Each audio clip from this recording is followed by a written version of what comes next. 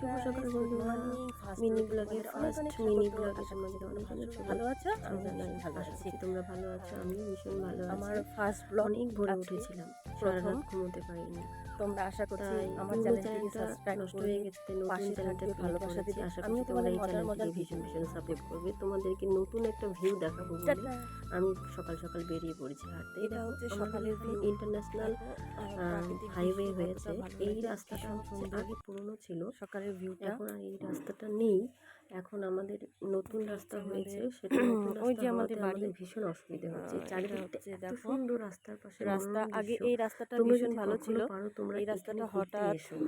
আমি এই national highway লোকেশনটা হয়ে এই তোমাদেরকে আমি রাস্তাটা দিয়ে বন্ধ দেবো। হয়ে গেছে। এই লোকেশনটা ভীষণ ভালো, খুব তোমাদেরকে আমি সুন্দর বলবো। একটা ভিউ। লোকেশনটা আমি তোমাদের সকালে ভয়েসে মনোরম বলছি দৃশ্য না, দেখানোর জন্য তোমাদেরকে বলবো বেরিয়ে আমি পড়লাম। কমেন্টস বক্সে। কারণ এটা আমি হচ্ছে চাই না এই যে ভয়েসটা ন্যাশনাল হাইওয়ে, সবাই এই এই ন্যাশনাল লোকেশনটার হাইওয়েটা ব্যাপারে হয়েছে। কিছু জানুক। আমি এটা কিছু খাস এটা হওয়াতে এই বন্ধুদেরকে আমি রাস্তাটা দেবো। আমাদের বন্ধ হয়ে আর এই গেছে। হাইওয়েটা এত সুন্দর হয়েছে, এখানে না প্রেম করার জন্য সবচেয়ে বেটার। Good morning. তোমরা যদি কেউ প্রেম করতে আসো তাহলে এসো, খুব ভালো হয়। আর আমি হাঁটতে বেরিয়ে একটা জিনিস কি জানো, ফুল দেখলে লোভ সামলাতে পারি না। ফুলটা আমার লাগবেই, ফুলটা আমার চাই। পুজো দিতে গেলে তো ফুলের প্রয়োজন হয়, তাই না?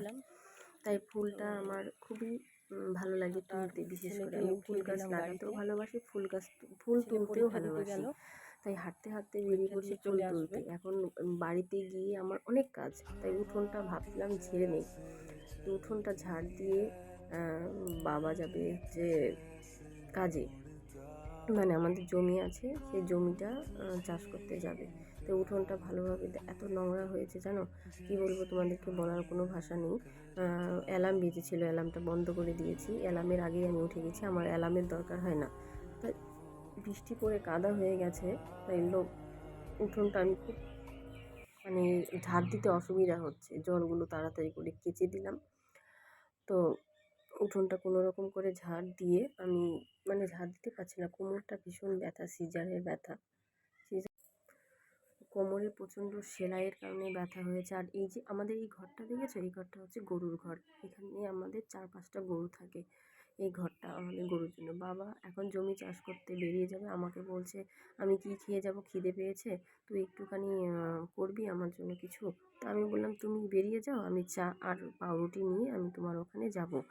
তো বাবা গরু বার করছে। গরু আমাদের এখনও 5টা গরু আছে, একটা দুধের গরু আছে একটা। বাবা জমি চাষের জন্য গরু বার করছিল। তখন আমি বললাম তুমি বেরিয়ে যাও, আমি কাজ করছি আর কথা বলছিলাম। বাবা বললো ঠিক আছে তাহলে আমি বেরিয়ে যাই। এই আমাদের না গরুগুলো এত ভালো জানো, তোমাদেরকে কী বলবো, এত সুন্দর, কোনো গুঁতোয় না। এটা আমাদের খুব একটা, যে গরু আসুক না কেন, আমার বাবার হাতে গরু খুব ভালো হয়। এই আমাদের 2টো বড় বড় গরু আছে। আমার বাবা জমি চাষ করে নিজেই, ট্রাক্টর দিয়েও করে, কিন্তু তবু তার পছন্দ হয় না। বলে আমি পারি যেহেতু, আমি কেন করবো না। আমি যেহেতু পারি, আমি জানি, তাহলে আমার হাতে গরু ভালো হয় আর আমার হাতে গরু ভালোও থাকে। তাই বাবা নিজেই জমি চাষ করে। আর আমাদের কিছুটা জমি আছে।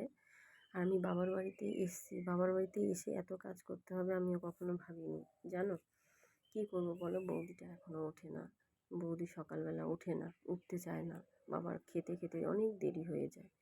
তাই আমি নিজেই ভাবলাম যে না, আমি বাবাকে এইভাবে আমি তো ছাড়তে পারি না বাবাকে, তাই আমি নিজেই রান্না করে দেবো।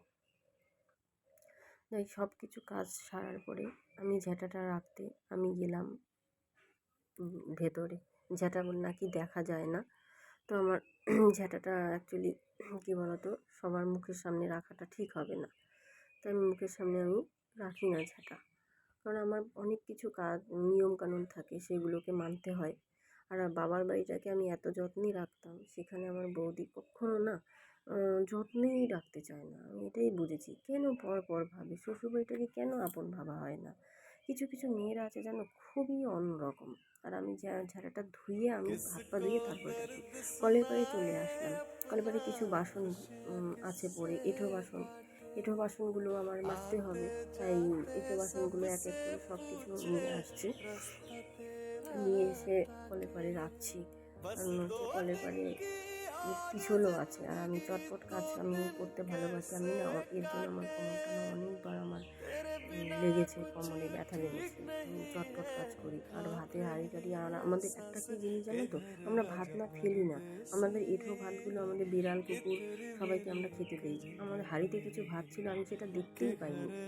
সেই ভাতগুলো আমি ভাবলাম কি ফেলে দেবো না, যেহেতু এঁঠো হয়ে গেছে, কোনো কুকুর টুকুর বা কোনো পশু পাখি খেয়ে নেবে। তো সব কাজের